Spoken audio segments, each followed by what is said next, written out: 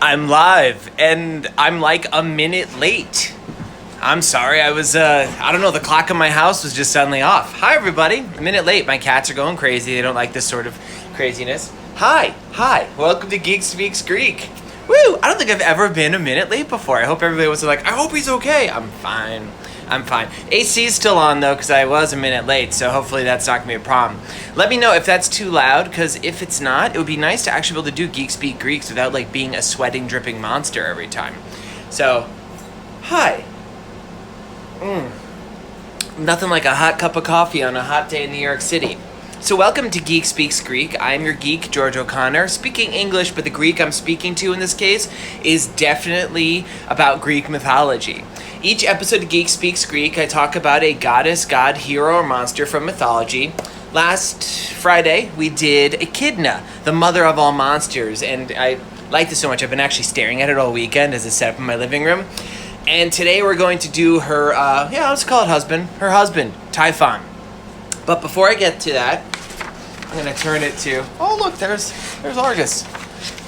I'm going to set a new panel page here, and I'm going to share some of the artwork that you've all sent me. Because if you've never seen this before, something you need to know is I have the best fans in the universe, and they send me in amazing artwork all the time.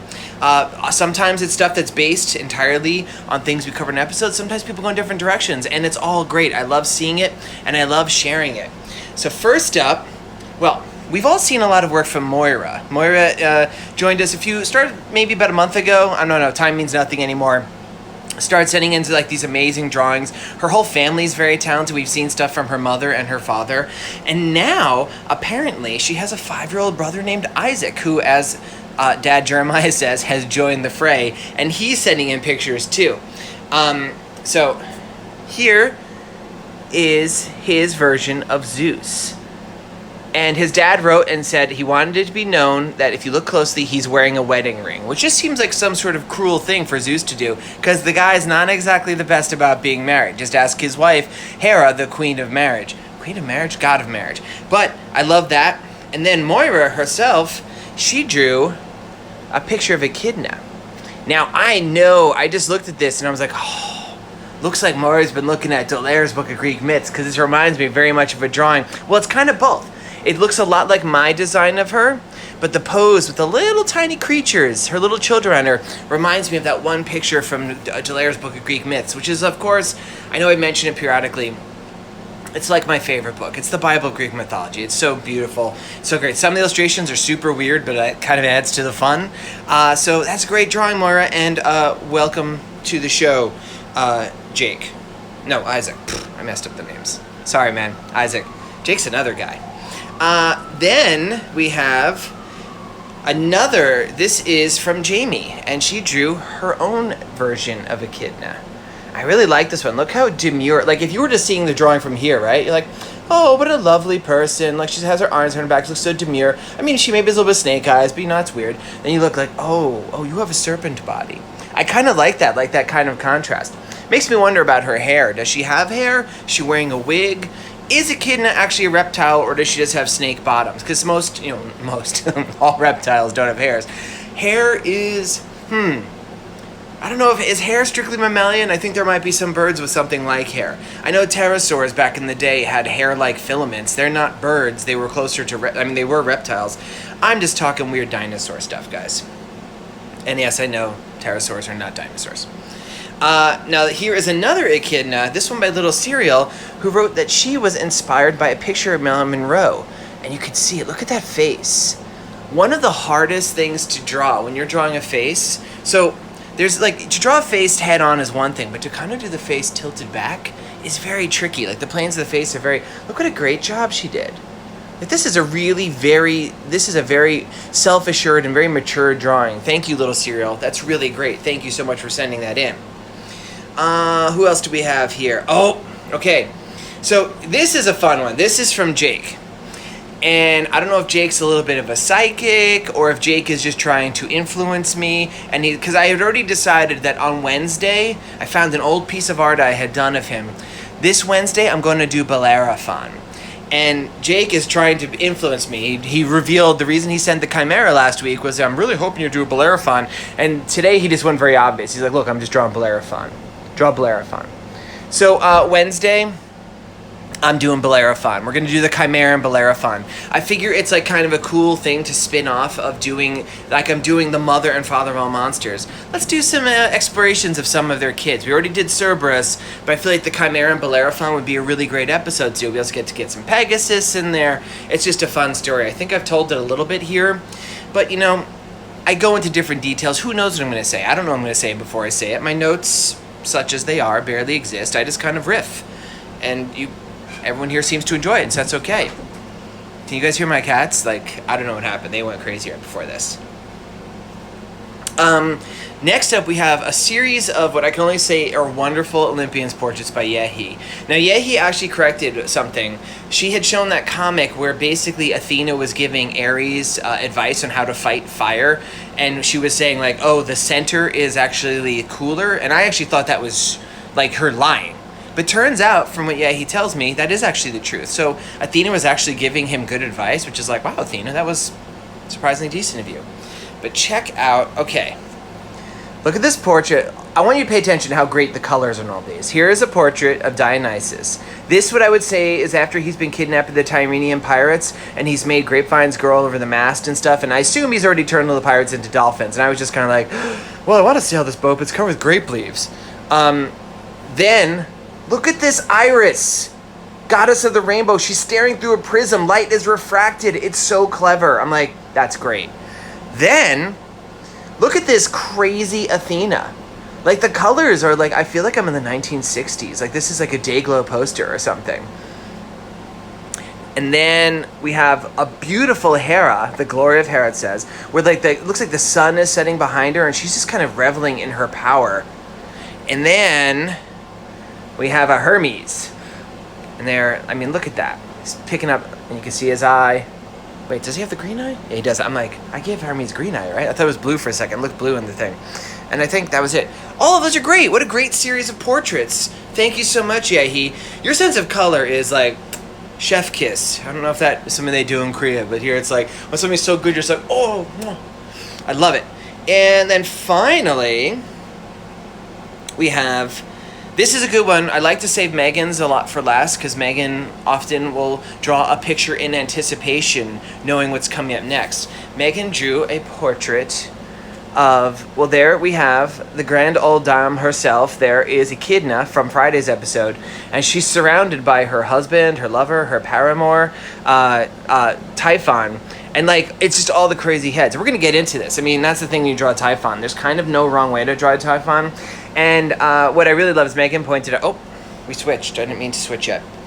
Megan pointed out one of the heads is a Triceratops. If you know me, you know I love Triceratops. And here's a weird thing. I know when I was doing my tour for Hermes, when I was traveling around the country, like doing bookstores, back when we could do stuff like that, I would do a presentation where I would draw different heads of Typhon, and I'd have people in the audience kind of hold them up, and they have to act like it.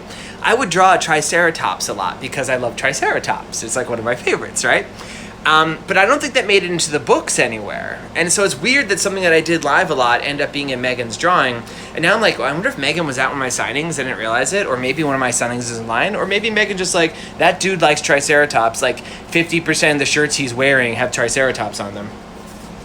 And then we have, if you know, Megan has crafted her own mythology. A lot of the mythology is about the children of Hermes and Athena, and this is them meeting the pets of Hermes and Athena. Well, we saw the first time they met, where the pets were kind of like, oh, we don't like this competition. Now it gets worse. Now they're in the toddler stage, the children, and they're just kind of grabbing Archimedes, and they're grabbing George the turtle, and they're just kind of, just kind of like giving those guys a hard time. They're all like begging. And then there's the whole assembled family.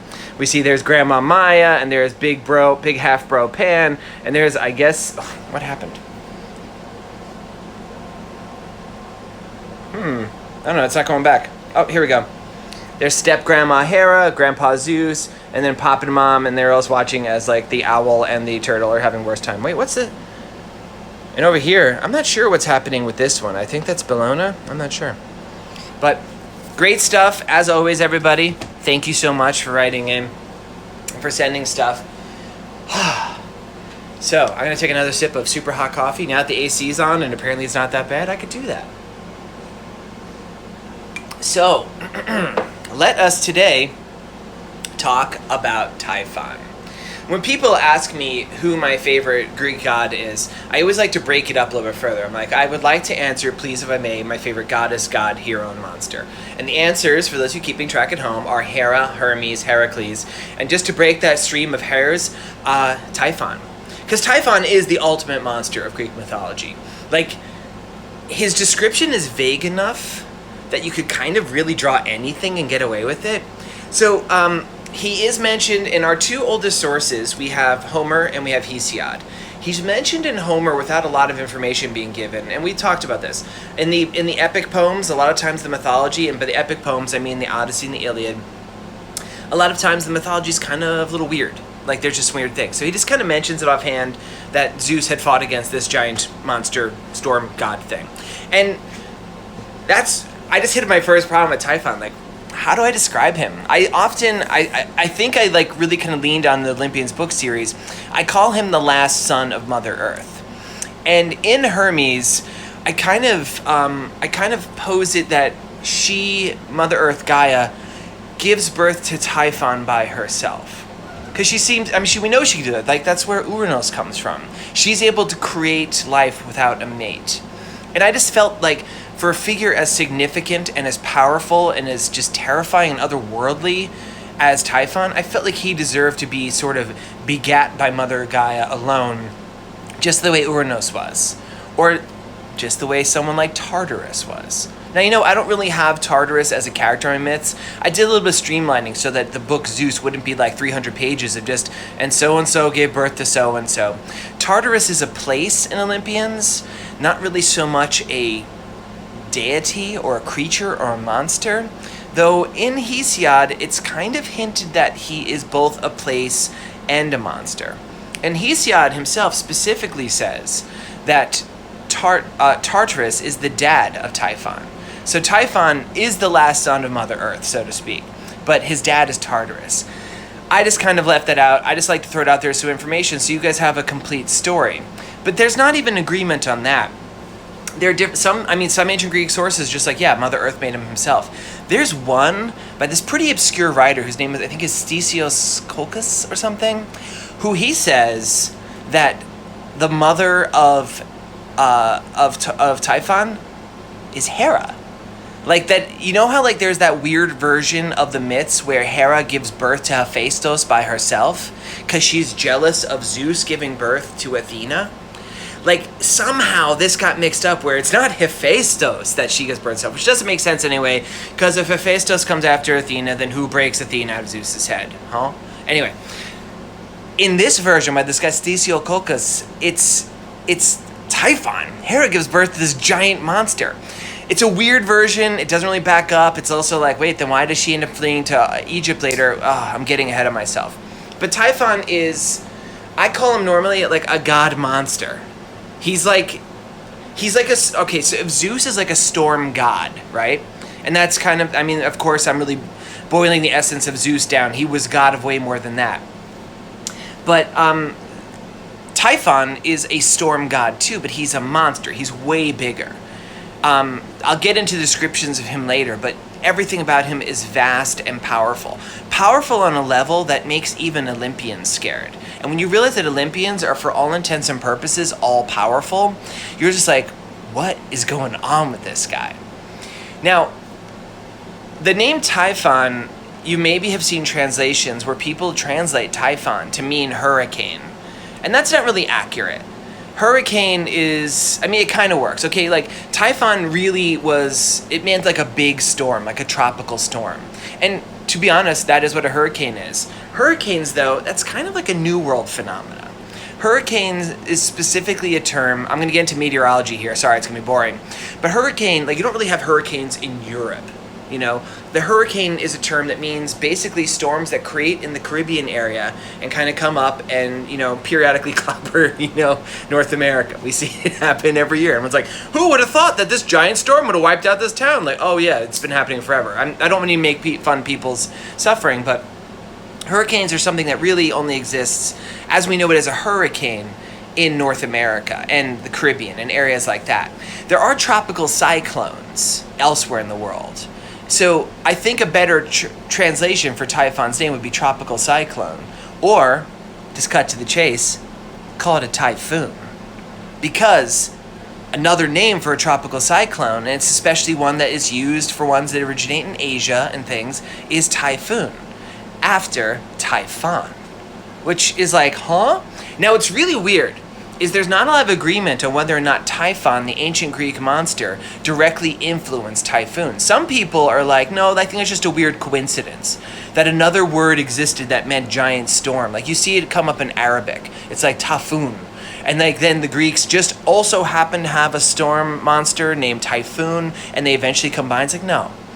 Most people now will actually be like, yeah, you know what happened? The Greek word, probably through the Persians, was introduced into that part of the world. The Persians introduced it into Arabic, and it came through. But nobody's 100% sure. But here's the thing. Typhon is the embodiment of a giant storm. And I'm going to use the term hurricane, even though I just spent all this time talking about it, just so we understand it. Because we here, most of us watching this are in North America. We know what a hurricane is. That's what he is. Now, he is famous in myth. He is the father of the monster, all these monsters of Echidna. We went into that a lot in the episode on Monday. It actually took a lot of time, so I'm not going to go into, on Friday. I'm not going to go into too much, which actually reminds me.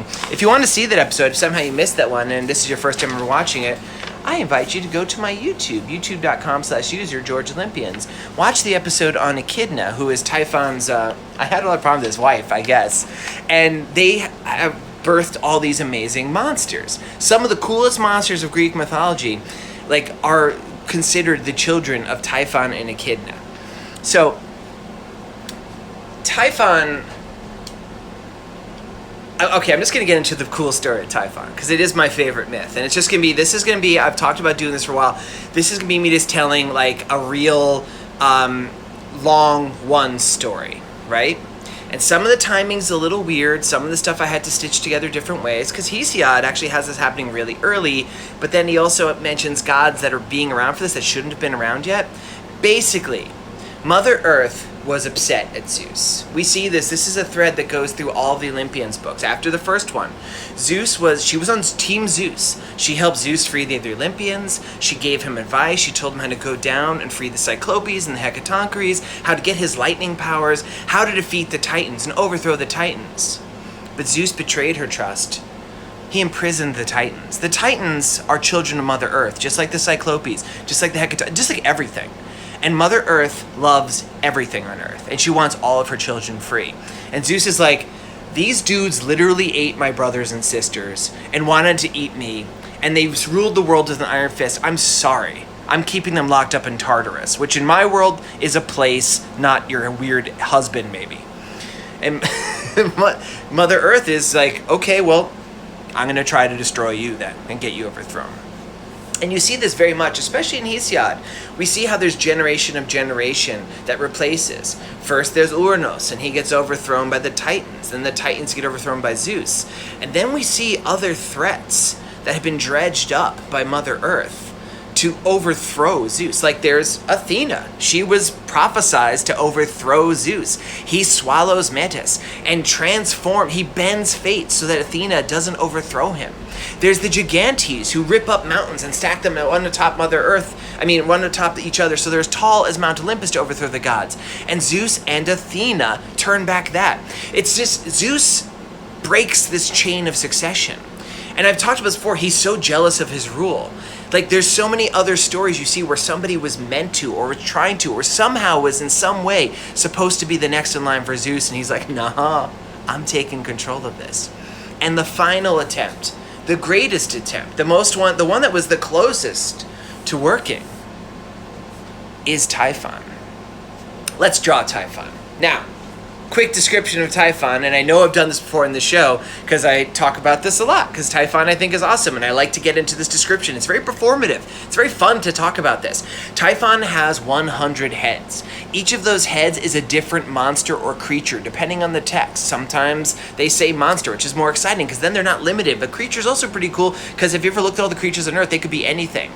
Each of those heads speaks a different language. It's just kind of intense and crazy. Imagine 100 different heads speaking to you at once. You can, like, whatever your main language is, you can hear that one clearly, but then you hear like the rumbling of 99 other tongues you don't understand behind it. It must sound like a chorus of the of the damned, I guess. It's scary, it's intense. And he's super poisonous. He's foaming at the mouth, poison dropping out of all these different mouths. From all these different mouths that look nothing like each other. Sometimes they're mandibles, sometimes they're great snapping jaws. So they're probably just like weird holes in some of them. I got excited. Each of the heads breathes flame. He is also, in addition to being a god of storms, he is associated very strongly with volcanic activity. We'll get to that. So when I'm saying he's breathing fire, it's like he's belching forth lava. Like he is scorching the earth before him. And his body is immense. There's descriptions of him like he puts his arms out and from horizon to horizon he's engulfed the entire sky. And like his wings, because he has big black wings, and sometimes he doesn't just have two sets, he's covered with wings. Like each head has wings and they scrape the stars, which I don't think the ancient Greeks understood, that the stars are literally like billions of miles away from us, but still they understood it was very far. So he's so big he dwarfs everything else. I am going to draw some of Typhon because dude's got 100 heads. I'm not going to sit here and draw 100 heads. But what's so fun about Typhon, and I can't wait to see the art that you all do. In fact, if you do some art, this is a good point to put this in, send it to my email at georgeoconnorbooks@gmail.com. I'm expecting to see some really crazy Typhons because there ain't no such thing as a normal looking Typhon. Now with my Typhon, I decided the central head was going to speak the language of whatever the reader spoke. I speak English as my first language, but these books are translated to other language, so you might have picked this up in Turkey or Korea or wherever where it's in another language, and that's the head he speaks. But I gave him a kind of a demonic, scary human face.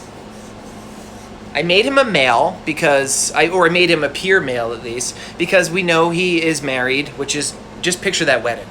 Just picture that wedding to Echidna. But I give him terrible fangs. Scary. Also, if you look closely, so it's got to have 100 heads. I normally make his tongue a snake.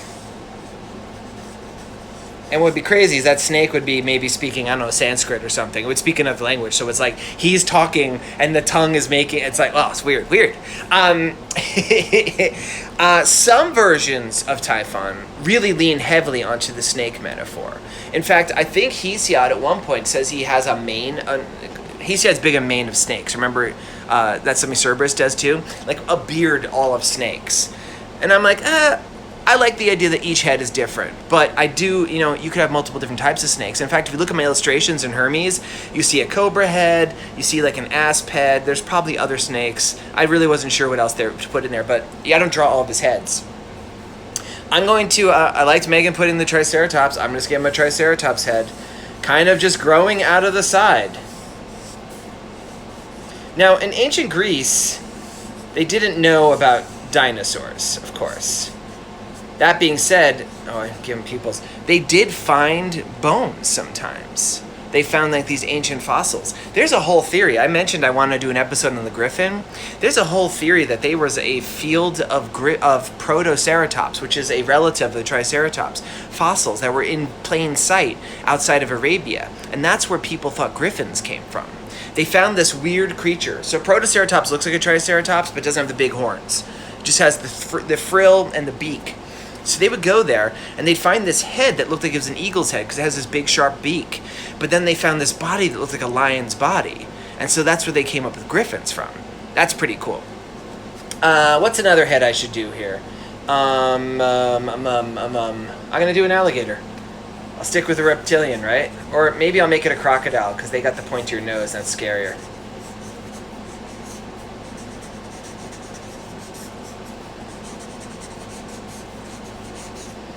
should make fire come out of some of these.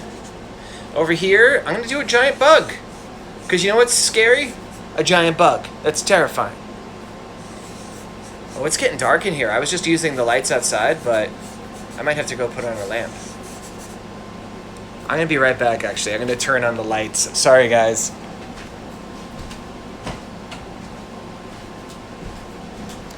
That's a little better, right? Yeah, can't rely on the sun. We don't have any representatives of the avian family here. Let's do like some sort of hawk, or perhaps an eagle, or I'll give it lion ears. It's just a griffin, because we're not limited to stuff that's in the natural kingdom.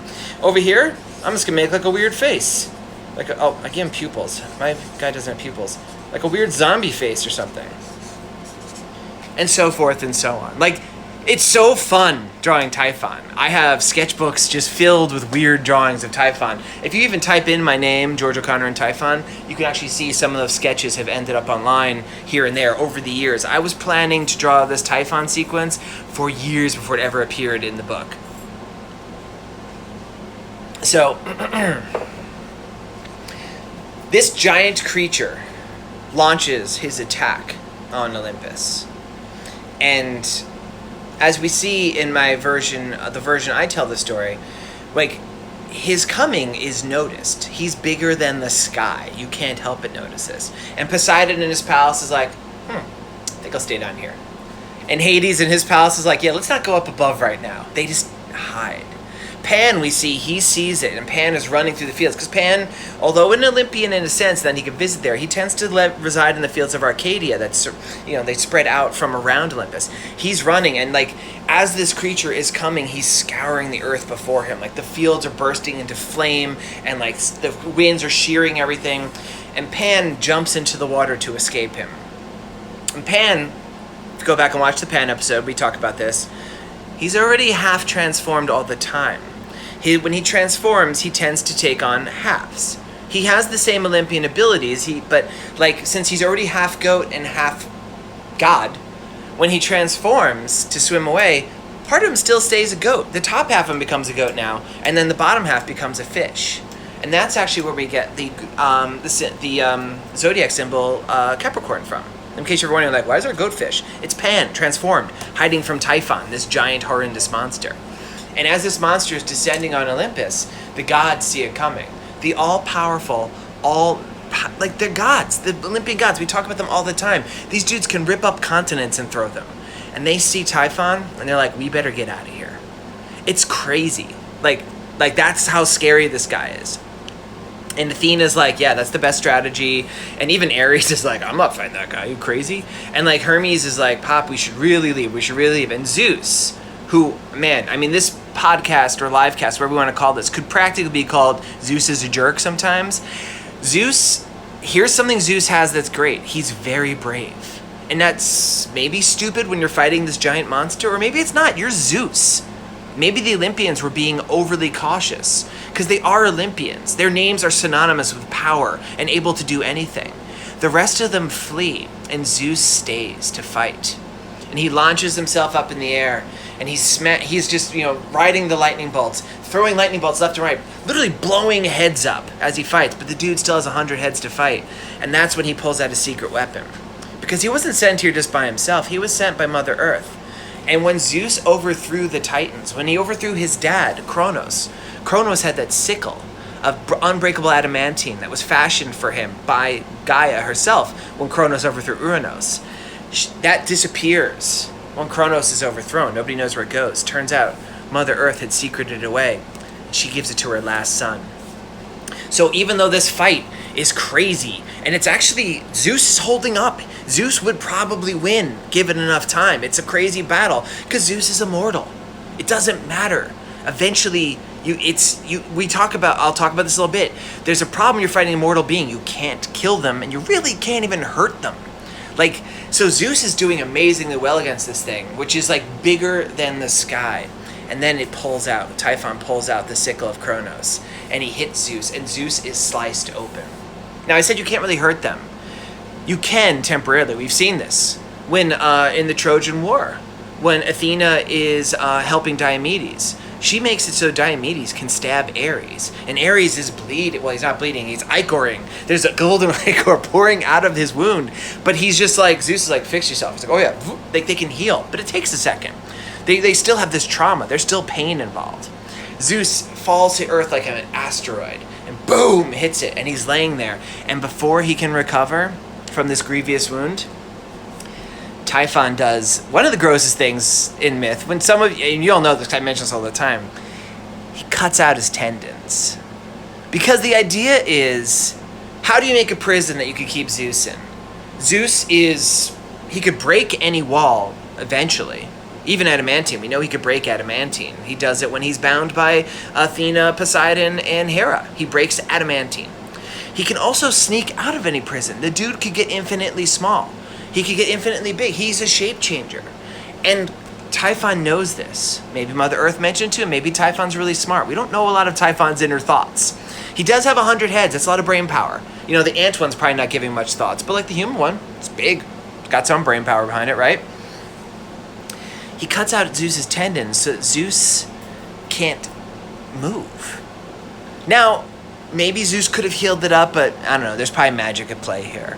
Zeus is just left there like a meat puppet. He can't move. He doesn't have his tendons. He just is like, tendons are what attach your muscles and to your joint, your bones. So he just like, he has muscles, but they're just like floating loose in his skin. He's like, whoa. And Typhon's like, see ya, wouldn't want to be ya. And he takes all those tendons, he wraps them up in a bear skin, and he takes it away to his cave, and he sits on it. And Zeus is just left laying out in the open in a crater, and that's it. And that's how the story ends. And that's what, no, that's not how it ends, because we know how it ends. So when all the Greek gods, the Olympians fled, they fled, as the story goes, to Egypt. And one of the things I love about this story, which is so fascinating to me, see, a lot of religions in the world nowadays, you're just like, those gods aren't real. The only God is our God. And even if you will believe in almost the exact same God with a slight difference, we'll fight you and kill you for this. That's not the way the ancient Greeks were. They were like, our gods are real. And in Egypt, I assume your gods are real too. Hey, maybe they're the same gods. And this was the actual story behind it. The Greeks knew Olympians could look like anything they want. There's tons of stories of Olympians changing into animals. So what they believed happened was the Olympians fled to Egypt, and they turned themselves into different animals and hid out there. They're still gods, but they're animals. And that was the Egyptian gods. That's why Egyptian gods have animal heads. And so I wrote down some of the ones that, there's different lists. There's a lot of different versions of the story of Typhon. And sometimes they have different gods mentioning being different other gods. They have different Olympians being different Egyptian gods. This is the list that I pretty much went with when I drew it in Hermes. And I forget actually who was the source in this one. I should have looked that up beforehand. But first, there's Hermes, and he becomes an ibis, which is like a stork, like a bird with a really long thing, and he becomes Thoth. In some versions of the story, he becomes Anubis, the jackal-headed god who eats hearts and stuff, the god of the underworld. Makes sense. I went with Thoth, also god of death. Apollo becomes a falcon, and he becomes Horus, who's one of the main Egyptian gods. Artemis becomes a cat. Yay, cats. I'm a big cat fan, even though they ruin my house every time I do this. And she becomes Bast. Hera becomes a cow. Hera herself fled, which makes them like, yeah, you really the mom? I don't know. I mean, Hera doesn't always have a good relationship with the kids, so maybe. And she becomes like a cow because, she's cow-eyed. We've talked about that, which actually was a compliment. I know. And she becomes Hathor. Hephaestus becomes, I don't know how to pronounce it, it's Ptah, but he's like an ox, and which makes a lot of sense. If you look at Hephaestus, the dude looks kind of like an ox. You just take the horns up, like, yeah, you're an ox. And so he's Ptah. Then there is Aphrodite becomes Astarte. And in some versions of Astarte, most of the times Astarte is actually not pictured this way, but I was able to find versions where Astarte is personified with having a lion head, so she becomes like a lion. And then Dionysus becomes a ram. And sometimes that's Hedishaf, sometimes it's Osiris. I went with Hedishaf because the Osiris, that's a whole other thing. If you know your Egyptian mythology, you know you're getting into some stuff. Because then, how does it relate to Horus? What's going on here? And so they're hiding out there. And then we cut back to Pan, who's kind of swimming along very slowly because, if you're a fish that your front half's a goat, you're not very streamlined. It's pretty hard to get there. Comes to Egypt and sees, this whole other, civilization, this ancient civilization, and can sense his dad and and kind of walks, and he's in this other realm. He's among the Egyptian gods, and they're all giant and remote and radiating power, but they don't have that personification. The difference for me, and I'm getting a little meta here, the reason why Egyptian mythology has never grasped me the same way Greek mythology, because their gods seemed very remote and weird and abstract, even though they had animal heads, which is actually pretty abstract, I suppose. The Olympians have always seemed, I could see a lot of myself in people I know in the Olympians. I've said it a billion times. The Olympians are a dysfunctional family, and I can relate to that. We can all relate to that. Even if your family's awesome, there's some things they do dysfunctional. It's just part of the human experience. The Olympians are all about the human experience. And there's something about the Egyptian gods, they're more of like an inhuman experience, you know? But he goes there and he senses this bit, and he goes up to Thoth, and he's like, Pop? And that kind of brings Hermes back. And Hermes is like, whoa, that was weird. I was kind of like, thinking about these weird thoughts. And the gods have been hiding there.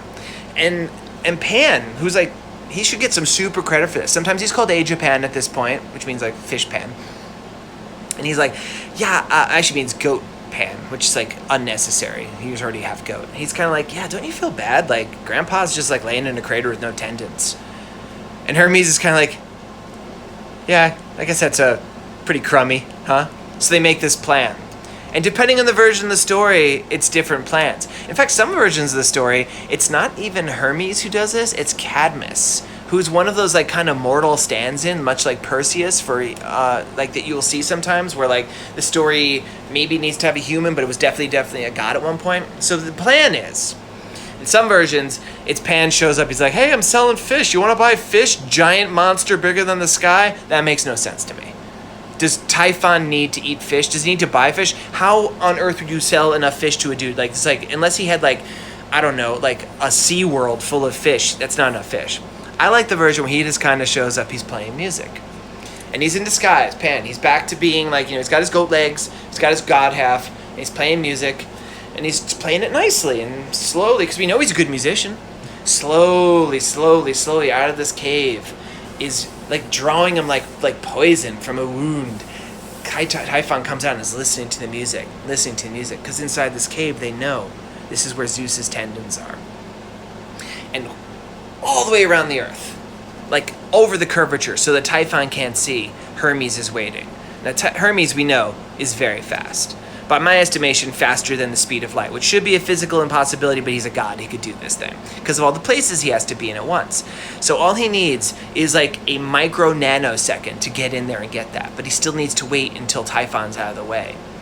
And so he keeps playing this music, and the creature gets out further and further, and when the vast majority of Typhon's above him, and maybe just being like, at this point, like, okay, this music's nice, but I think I'm going to eat this guy, Pan uses his special power.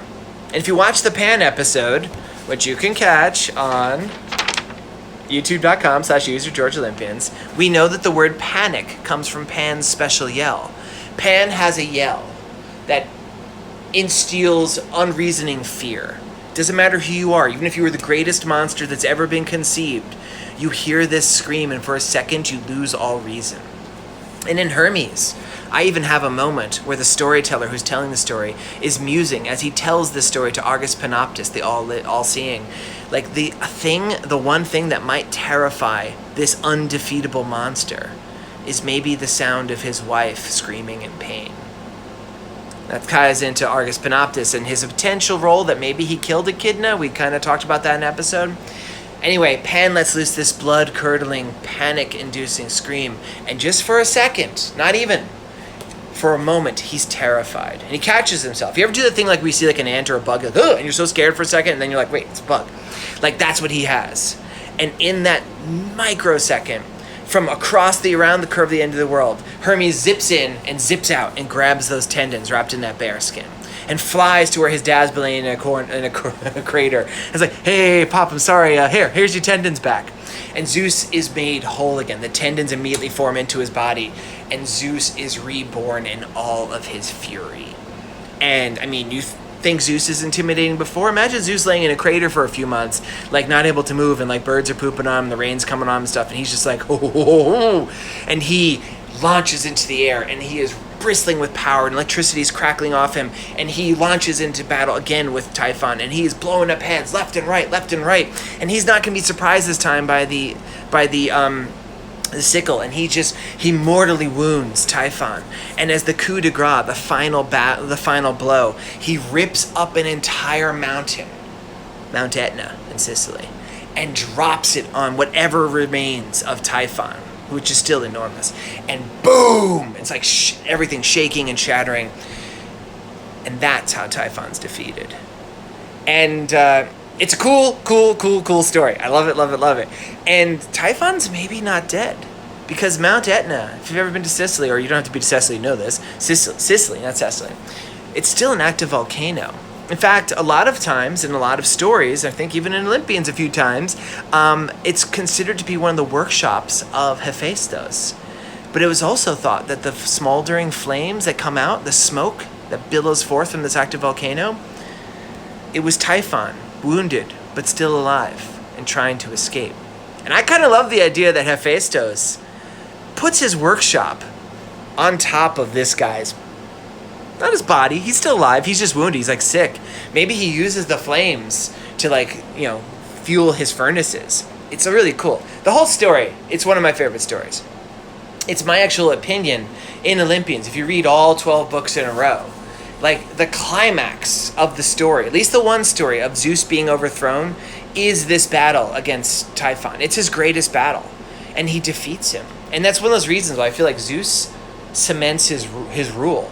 I don't think Zeus will ever get overthrown, because he fought this greatest threat ever, this 100-headed giant sky, like a god monster with all his powers, and Zeus still defeats him after a temporary setback.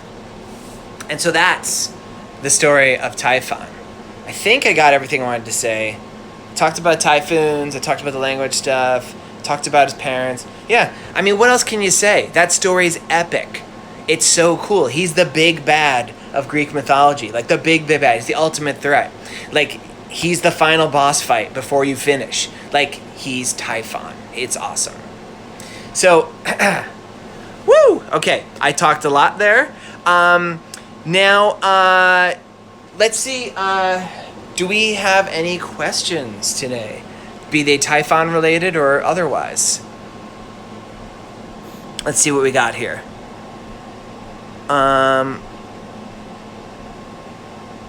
Let's see. CVQ Lama writes, I like Egyptian and Greek mythology, Norse mythology. I'm trying to get an interest in it. Now, I do know these gods are not real, and I don't worship them. I worship the Christian God.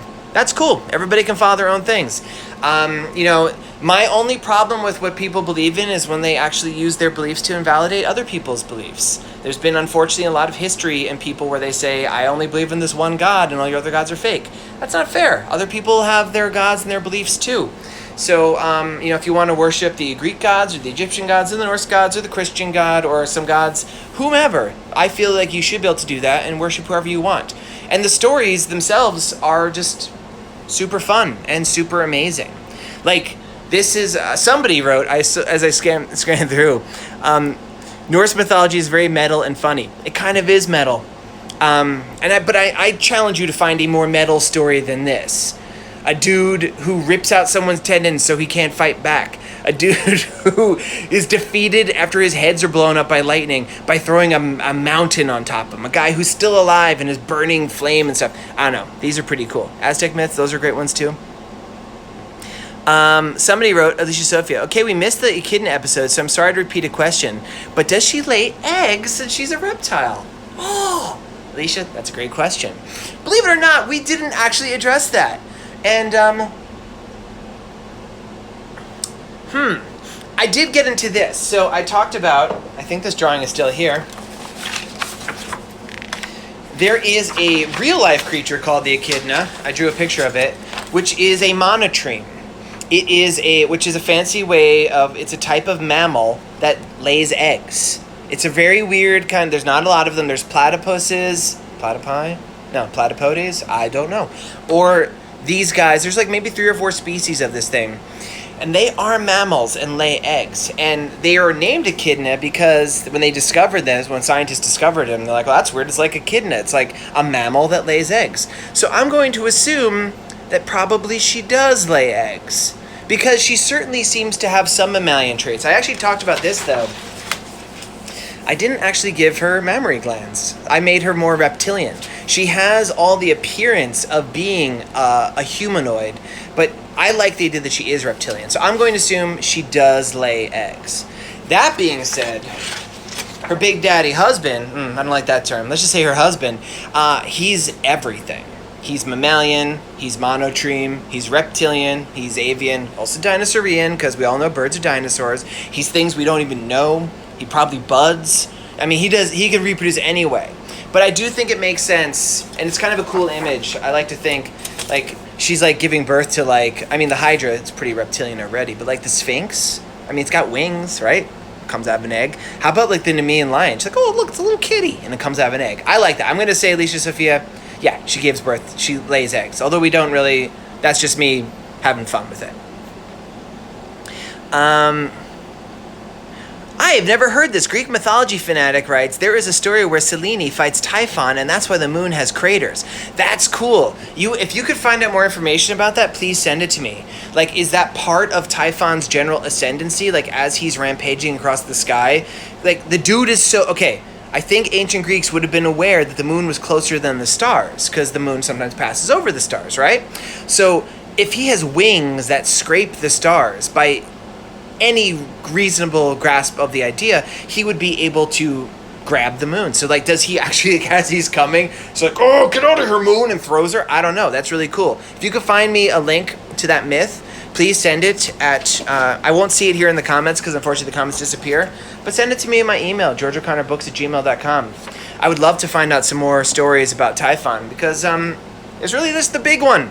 It's the one I told you. It's a big myth. It's so big I did an entire episode on it, but I would love to know more details. I can't imagine Selene would put up a very good fight against Typhon, or maybe she would. It'd be really cool to see. Jonathan Crystal, do you think Typhon actually loved Echidna? All right, maybe I'm a sentimental person. I do. So my take on Typhon, like, I don't like characters that are pure evil. I think it's very lazy storytelling. And I didn't really get a chance to get into Typhon's head much when I told Olympians. He is the big bad in a story that's actually in Hermes' book, but it's like him fighting Zeus. But I feel like Mother Earth wouldn't beget something that was just a pure, baseless evil. I feel like he found a kinship in Echidna. They had many children together. And I feel like it was probably pretty hard being Typhon. You couldn't just hang out with your friends because you didn't have friends. You had Echidna itself. And that's why I actually included that little line in Hermes. Part of it was to hint the fact that the storyteller is kind of leading up to a point where he's going to accuse Argus Panoptus of having killed Echidna in the past. But I do think if there was something that would scare him, it would be the idea of Echidna being harmed. Because otherwise than that, I don't know if this guy had a lot of fear. I don't think he needed to, until he found out, turns out, Zeus was a lot stronger than he realized. Why do you think it's Hermes that comes to Zeus's rescue and not Athena? That's a great question, T. Mackey. It's also interesting, if you notice, there's no Athenian, I can't say that. There's no Athena equivalent in Egyptian mythology. They didn't have a goddess that she was meant to replace. And I recall when I read this, there's some reasons that they come up with why she definitely flees.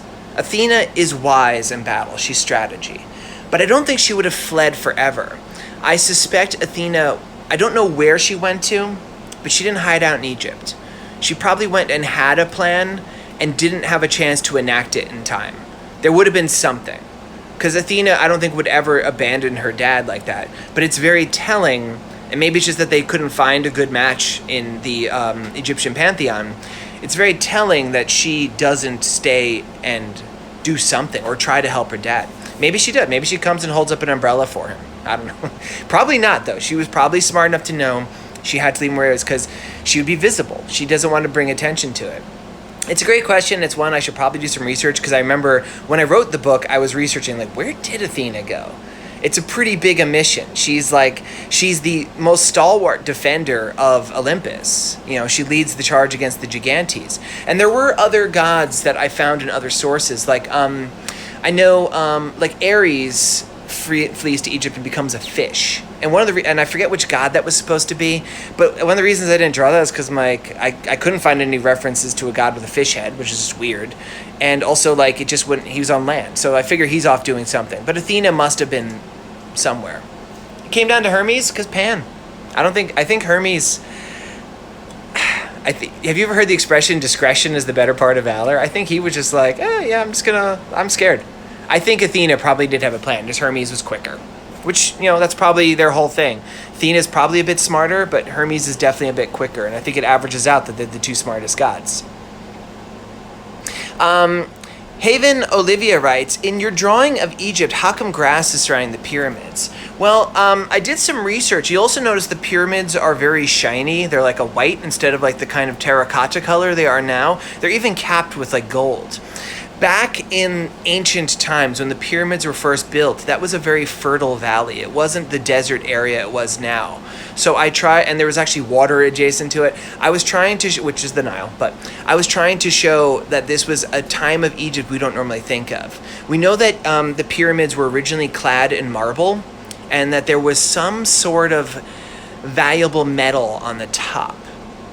Most people assume it's gold. We honestly don't know, because that stuff got taken over the centuries. They used the marble to build out like stuff and surrounding it. They used the gold because like, woohoo, money. And there used to be actually like plant life and stuff in that area. So it was to show that this was so long ago that it's not the Egypt we know yet. Do you have any questions for Long Live Metis? CVQ Llama has a comic called Long Live Metis. If you go follow CVQ Llama, he has his own Instagram page, and you can read it. I would say, though, because then I would have to read them and then translate it. If you have any questions for Long Live Metis, like, I think you should write to CVQ Llama. It's a really great comic. Like, you should. It's a really cool continuation of, like, you know, the different myths, and it's much like what other people have done, where he's taking into new directions. I definitely recommend people give it a read. Why was Hera terrified for Zeus in this conflict? That is a great question, T-Mackie. You know, my whole I do believe Hera loves Zeus, and I do believe Zeus loves Hera, but they still have a relationship that's fraught with peril. And it is very interesting that she just goes to Idris like, you know what? You guys all say I'm cow-eyed here, I'm Hathor. Yeah, just worship me. Worship me! I think it was one of those instances where she was kind of enjoying taking a little bit of a break. I think she knew, like, ultimately she's like, you know what? He's immortal. Eventually, something's going to happen. It's not going to be me that does it, because I don't want to get my hands dirty, but someone's going to free him. You can't stop an immortal god. Eventually, we'll get out.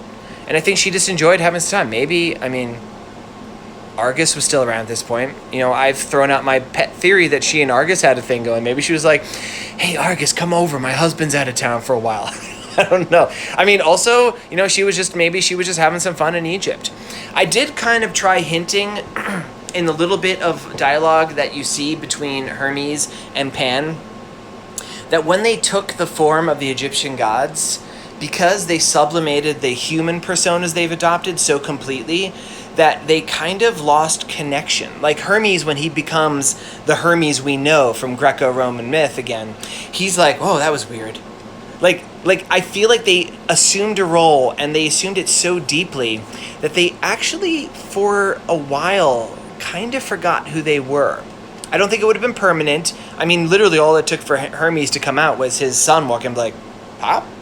So I think eventually they would have come out, but I feel like maybe Hera, just for a moment, she was probably like, she knows how stubborn her husband is. She knows she can't get him to do anything he can't do. She's like, I survived being eaten by my dad for years. I'm sure he could survive laying in a crater for a while. I don't know. That would be a cool thing. I know a lot of people who watch this like to write their own stories about this. I would love to see an exploration. Like, well, what went through the different minds of the different gods as they fled? I don't know. It'd be cool to see. Let's see. I did a version with Typhon with Athena fighting with Zeus, right? I think I do remember seeing that, yes. In Greek astrology, Pisces is said to come from Aphrodite and Eros transforming into two fish to escape Typhon. That's awesome. I didn't know that. That's super cool. It's really interesting how this one story about Typhon, how it plays so much into astrology. And I just kind of want to talk about, like, that's an interesting thing about this myth. It's a very crucial myth, but it's one of those myths that we don't have like a one really great start to finish version. For the version I tell in Olympians, which I imagine for a lot of people is probably one of the more complete versions you've ever read. It's because I've knitted together versions of like about 5 or 6 different stories. For whatever reason, just it's the luck of the draw. Something that was a really complete version didn't survive to us. We have bits that are bits explaining astrology. We have bits that are part of the Pan story. We have bits like in historical records about people traveling through Greece and recording what they see in Egyptian temples backing this up. It's knitted together from all these sources, which is one of the things that makes this one of my favorite myths too, because of the amount of detective work I had to do. I know I've talked about this in other episodes. I really enjoy it when I kind of come and I'm like digging through stories and discovering all these bits that people don't necessarily realize or don't encounter in their versions. I had to do some deep dives and found this version, I knitted together my version, a start to finish story of Typhon. And that's one of the reasons why it's my favorite. Let's see what else we got here.